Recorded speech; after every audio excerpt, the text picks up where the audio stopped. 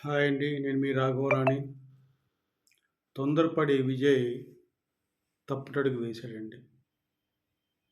అతనికి ఎవరు సలహా ఇచ్చారో గానీ తొందరపడ్డాడు, తప్పుటడుగు వేశాడు. విజయ్ పరిస్థితి అగమ్య గోచరంగా ఉంది. అతని పరిస్థితి అగమ్య గోచరంగా మారిపోయింది. అతనికి అనుభవలేమి స్పష్టంగా కనిపిస్తుందండి. అనుభవం లేకపోవడం స్పష్టంగా కనిపిస్తుంది. అతనికి సరైన సలహా ఇచ్చేవాళ్ళు కూడా ఎవరు లేరు. పవన్ కళ్యాణ్ గారికి, విజయ్‌కి తేడా ఇదే. చాలామంది పవన్ కళ్యాణ్ గారితో పోల్చి విజయ్ చూడండి అది ఇది అని చెప్పి పవన్ కళ్యాణ్ చాలా తక్కువ చేసి మాట్లాడారు. ఇప్పుడు తేడా తెలుస్తది. విజయ్ ముఖ్యమంత్రి పదవి కోసం పరిగెట్టి పరువు తీసుకున్నాడు. పవన్ కళ్యాణ్ అలా చేయరండి. పదవుల కోసం పరిగెట్టరు. వచ్చినప్పుడు చూసుకుందాం అంటారు. గవర్నర్ పిలిస్తే వెళ్దాం అనుకుంటారు గానీ, విజయ్‌లాగా పరిగెట్టి నాకుంది మెజార్టీ నేను ఇస్తానని గవర్నర్‌తో కొట్టించుకొని ఆ పరిస్థితి తెచ్చుకోండి పవన్ కళ్యాణ్. అదే విజయ్‌కి, పవన్ కళ్యాణ్‌కి ఉన్న తేడా. చాలామంది తెలుసుకోండి. విజయ్‌ని పవన్ కళ్యాణ్ గారితో పోల్చమాకండి. అతను మంచివాడు కావచ్చు, కష్టపడ్డాడు, గెలిచాడు. అతన్ని తక్కువ చేసి మాట్లాడను గానీ, అతని గెలుపు సంచలన విజయం. అందులో డౌటేం లేదండి. పవన్ కళ్యాణ్ పవన్ క విజయ్‌ని విమర్శించను గానీ, కానీ మనసు నాకు చివుక్కుమందండి. కొంచెం బాధ అనిపించింది నాకు. అతిపెద్ద పార్టీగా అవతరించినప్పటికీ గవర్నర్ పిలుపు కోసం ఎదురు చూడకుండా తొందరపడి విజయ్ పరువు పోగొట్టుకున్నాడు. పవన్ కళ్యాణ్ విజయ్ స్థానంలో ఉంటే పవన్ కళ్యాణ్ గారు విజయ్ స్థానంలో ఉంటే గవర్నర్ గారు పిలుపు కోసం ఎదురుచూసి పిలిచినప్పుడు వెళ్ళాలి. ఎందుకంటే అక్కడ 3 పార్టీలు స్థానాలు ఎన్నెన్నో వచ్చినాయో చూశారు. అతిపెద్ద పార్టీగా టీవీకే విజయ్ గారి పార్టీ గెలిచింది కనుక ఖచ్చితంగా ఫస్ట్ ప్రయారిటీ గవర్నరు ఒక నెలకైనా, నెల 15 రోజులకైనా విజయ్‌కే అవకాశం ఇవ్వాలి మొట్టమొదట. అతను అవకాశం ఇచ్చి ఫ్లోర్‌లో మెజారిటీ అంటే అసెంబ్లీలో మెజారిటీ చూపించకపోతే, మెజారిటీ గెలవకపోతే అసెంబ్లీలో అప్పుడు రిజైన్ చేసేస్తాడు విజయ్. అప్పుడు వాళ్ళ గవర్నర్ ఇంకోళ్ళెవరైనా పిలవడం లేకపోతే గవర్నర్ పరిపాలన పెట్టి ఒక 6 నెలలు కొనసాగిస్తారు. అట్లాగే గవర్నర్ పరిపాలన తమిళనాడు రాష్ట్రం ఉంటది. తర్వాత ఏదైనా ఈ లోపల అడ్జస్ట్‌మెంట్స్ కుదిరితే మాకు ఈ మెజారిటీ ఉంది మేమంతా కలిసాము అని వీళ్ళ పార్టీలో వాళ్ళొస్తే అప్పుడు గవర్నర్ పిలుస్తాడు. లేకపోతే మళ్ళీ అవసరమైతే ఎన్నికలకెళ్తారు. ఇది జరిగేది. కానీ ఖచ్చితంగా విజయ్‌ని గవర్నర్ పిలవాల్సిందే. పిలిచి తీరాల్సిందే. అందులో డౌట్ ఏం లేదు. నేను గవర్నర్ పిలిచాడనుకోండి విజయ్ గారిని ఆఫ్టర్ నెల 15 రోజుల తర్వాత పిలిచాడు. ఎళ్లి చక్కగా వెళ్ళడం, ప్రమాణ స్వీకారం చేయడం, మంత్రులకు శాఖలు ఇచ్చేయడం. ఆ తర్వాత 2 వారాల పాటు తర్వాత మెజారిటీ నిరూపించుకోమంటాడు.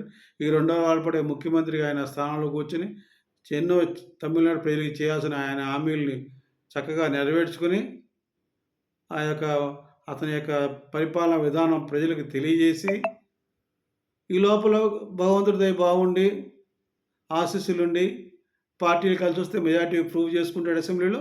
అతను ముఖ్యమంత్రిగా కంటిన్యూ అవుతాడు. ఒకవేళ కాకపోతే రిజైన్ చేసేస్తాడండి.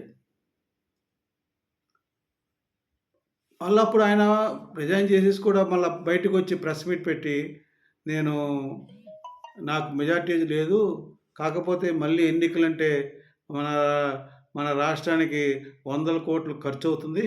కనుక నా సిద్ధాంతాలు, నా యొక్క మేనిఫెస్టోని ఇంప్లిమెంట్ చేసి ఎవరికైనా సరే నా మద్దతు ఇచ్చి నేను సపోర్ట్ చేస్తా వాళ్ళని ముఖ్యమంత్రిగా నేను సపోర్ట్ చేస్తానంటే ఎవరొస్తారో చూద్దాం.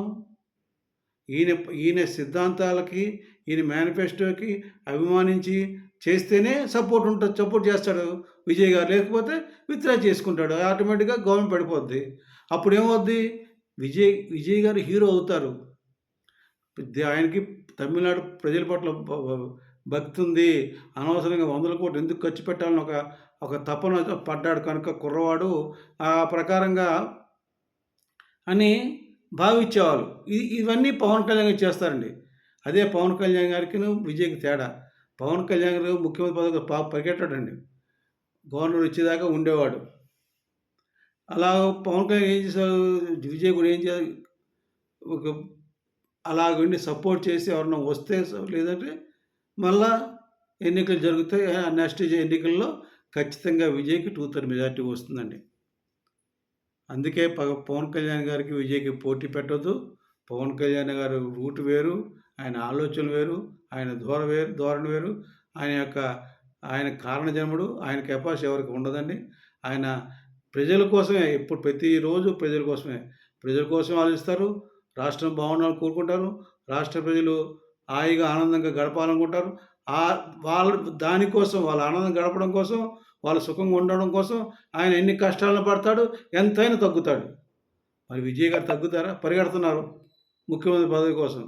ఇప్పటికి 2 సార్లు భంగపాటయింది.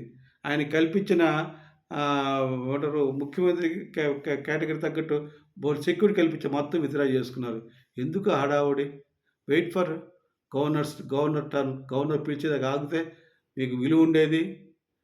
విలువ లేకుండా భారతదేశంలో, ప్రపంచంలో తగ్గించుకున్న వ్యక్తి విజయ్ అండి. కారణం అనుభవం లేకపోవడం. ఇది నేను చెప్పేదేంటంటే, పవన్ కళ్యాణ్ గారితో విజయ్‌ని అసలు పోల్చవద్దు.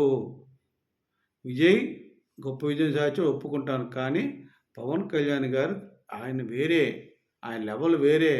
ఆయన ఆలోచనలు వేరే. ఆయన కెపాసిటీ వేరే. ఈ యొక్క గెలుపు అనేది రాకపోవచ్చు ఆయనకి. బట్ ప్రజల మనసు గెలుచుకున్నాడు. గెలుచుకోబట్టే 100% స్ట్రైక్ రేట్‌తో విజయం సాధించిన భారతదేశంలో విజయం సాధించిన ఏకైక పార్టీ జనసేన పార్టీ.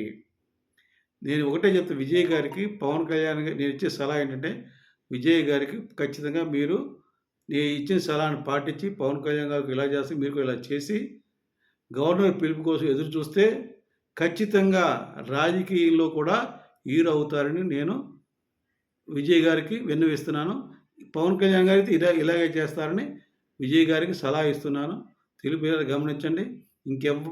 ఎవరు కూడా విజయ్‌ని పవన్ కళ్యాణ్‌తో కాదు ఎవరిని పవన్ కళ్యాణ్ పోల్చొద్దని వేడుకుంటూ, కోరుకుంటూ సెలవు తీసుకున్నాను. జై జనసేన. జై హింద్.